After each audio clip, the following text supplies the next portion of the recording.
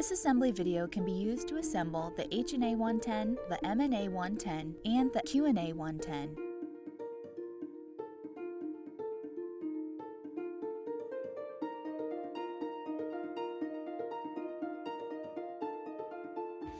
First, unfold the chair assembly. You may find it helpful to loosen the bolts in the pivot spacer in order to make unfolding the assembly easier.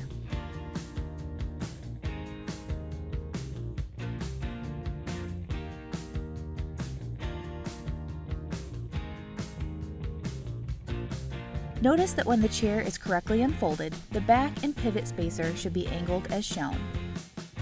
Next, attach the arms to the back using two 2.5-inch screws.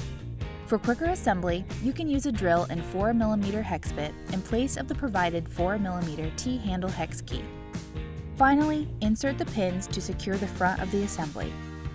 To ensure that the pins are secure, you can tap them in with a soft mallet or hammer. If you loosen the bolts in the pivot spacer before step 1, go ahead and tighten those at this time.